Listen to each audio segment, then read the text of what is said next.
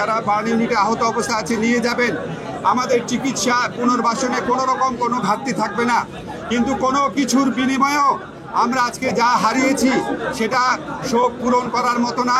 আমরা আগামীকাল রাষ্ট্রীয়ভাবে শোক দিবস ঘোষণা করা হয়েছে, পতাকা অর্ধনমিত থাকবে এবং আমাদের প্রধান উপদেষ্টা বারবার ফোন করে খবর নিচ্ছেন যারা আহত অবস্থায় আছেন, যারা সংকটাপন্ন অবস্থায় আছেন, তাদের পাশে আমরা সবাই এসে দাঁড়াবো।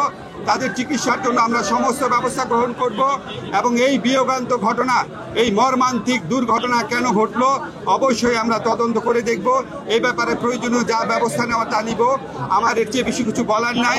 আমাদের যে ডাক্তার সাহেব আছেন, আমাদের এই স্বাস্থ্য মন্ত্রণালয়ের দায়িত্বে যিনি আছেন, উনি এখন আপনাদেরকে ডিটেইলটা জানাবেন যে আজকে এই বিয়োগান্ত, এই অসীম দুঃখের ঘটনায় কি ক্ষয়ক্ষতির শিকার হয়েছে আমরা এটা উনি আপনাদের বিস্তারিত জানাবেন। আমরা একটু অবশ্যই আমরা আজকে খুবই দুঃখ নিয়ে আপনাদের সামনে উপস্থিত হয়েছি। এই ঘটনাতে ইতিমধ্যে আপনারা জেনেছেন প্রায় 100 থেকে 150 জনের মতন আসলে অগ্নিদগ্ধ হয়েছেন। তারা প্রাথমিকভাবে বেশ কিছু হাসপাতাল ওই অঞ্চলের এবং সিএমএইচে তাদের নিয়ে যাওয়া হয়েছিল। এই 100 জনের মধ্যে এই মুহূর্তে 6টি হাসপাতালে প্রায় 70-এর চাইতে বেশি আহত শিক্ষার্থী প্রধানত ভর্তি আছে। এছাড়া বিভিন্ন হাসপাতালগুলোতে ব্রড ডেড মানে মৃত অবস্থায় আনা হয়েছে, সেরকম সিএমএইচ এর মৃত অবস্থায় আনা হয়েছে 11 জনকে। কুর্মিটোলা জেনারেল হাসপাতালে মৃত অবস্থায় আনা হয়েছিল 2 জনকে। এই বার্ন ইনস্টিটিউটের মৃত অবস্থায় আনা হয়েছে 1 জনকে এবং এছাড়া কুর্মিটোলা ঢাকা মেডিকেল কলেজে নেওয়ার পরে 1 জনের মৃত্যু হয়েছে।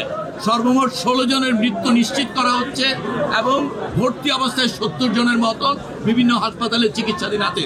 এর মধ্যে এই বার্ন ইনস্টিটিউটে এই মুহূর্তে 48 জন ভর্তি অবস্থায় চিকিৎসাধীন আছে, যাদের মধ্যে বেশ এই বিভিন্ন হাসপাতালে চিকিৎসাধীন যারা আছে তাদের মধ্যে বেশ কয়েকজনের অবস্থা বেশ হুমকির মুখে। ইতিমধ্যে একজন পাইলট যিনি ছিলেন ওই বিমানের, ওনাকে সিএমএইচে নেওয়া হয়েছে, সেখানে ওনাকে আইসিইউতে উনি আছেন, ওনার জীবনও সংকটের মুখে।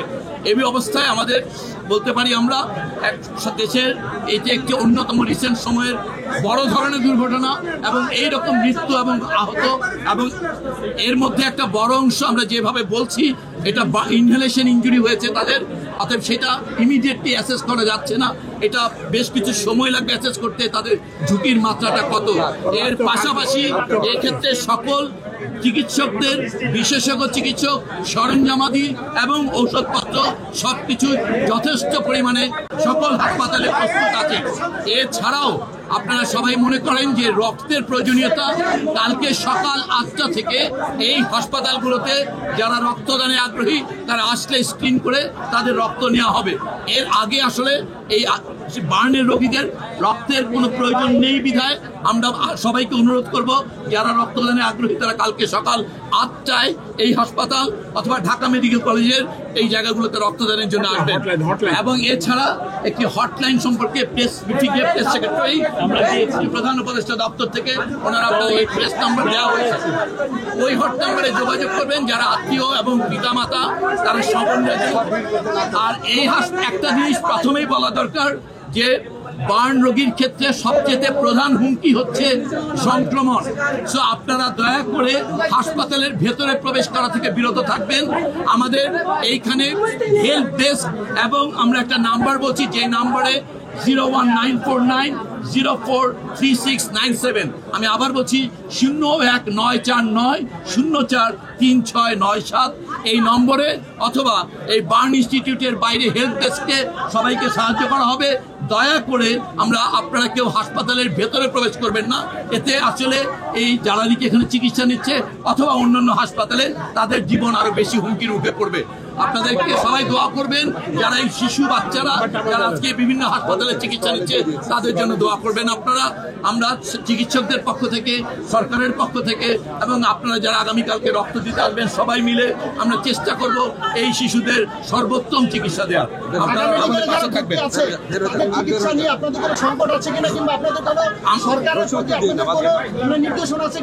আমাদের প্রত্যেকের বিষয়ে বলা হচ্ছে যে আপনারা এই ইনস্টিটিউট সম্পর্কে জানেন, অন্যান্য হাসপাতালেও জানা হয়েছে, যদি প্রয়োজন হয় উন্নত চিকিৎসার জন্য ওনারা বার্ন ইনস্টিটিউটে পাঠাবেন।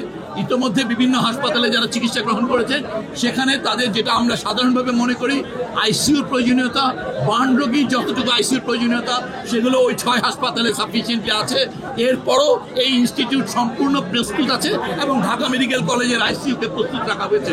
অতএব আইসিইউ অথবা বার্ন রোগীর চিকিৎসায় যত চিকিৎসক প্রয়োজন সবগুলো আমাদের প্রস্তুত। আমরা মনে করি শুধুমাত্র আগামীকালকে রক্তের জন্য প্রয়োজন হলে আসলেই চলবে, বাকি সকল বিষয়ে আমরা প্রস্তুত। Thank you.